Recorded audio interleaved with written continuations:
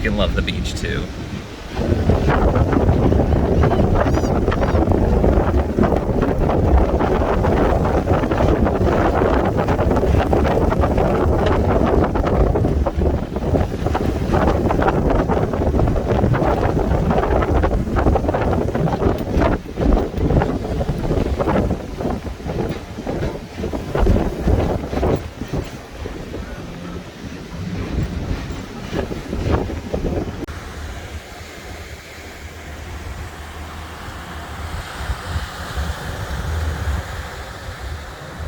So the Anvil refrigerator still works, everything's fine.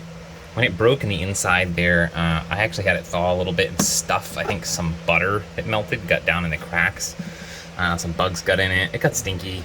I'm not a huge fan of this cooler, only because this space here just isn't that useful, and everything from this gray line above doesn't stay cold. So I'm actually gonna probably disassemble this and do a tear down so you can see what is happening inside, but also see if I can actually retrofit this into some kind of an air conditioning unit that's 24 volt DC for the Jeep. I actually prefer my little Alpacool fridge because the volume that it takes up, just the white area, is almost identical between the two.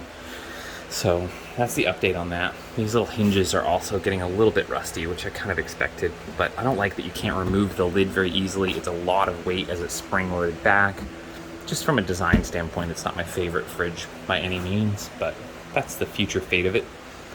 Additionally, this tubing that I used for this 4-inch drainage PVC pipe comes with a flared end. So one end is wide like this, and you can see it kind of tapers at the edge there because I cut this off. So it easily nests into itself, but it leaves a little bit of a gap, so it's nice and simple to slide in. So I actually just cut a ring of this and a ring of this together, coupled with a chicken grain feed bag. All you do is cut the top corner or peel back the little pull back, open up the corner, slide the wider piece around the opening and fold the opening up and around it, and then slide in the narrower piece. And the top feed of the actual chicken coop food dispenser fits this exactly. So I can just walk in with this on my shoulder, take off the cap inside the chicken coop, and push this into the hole that is that exact size, and pour the entire contents of the 50 pounds in at once. It holds the entire weight, and it just makes it so I don't spill anything while doing that. But that's a really easy way to, I even labeled it because I keep it in a pile of PVC. That's an easy way to have a no spill experience with chicken food. Let's see if I can actually video that. Let's try that.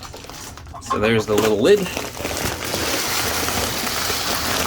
kind of hard to see because the bag is compressed against it, but you just have to hold the bag upright and you can hear it filling in. It fills the tall tube first, and it diverts down to the first Y, and then diverts into the second Y. Whew. There. And that's the super easy no spill chicken feed fill. About it.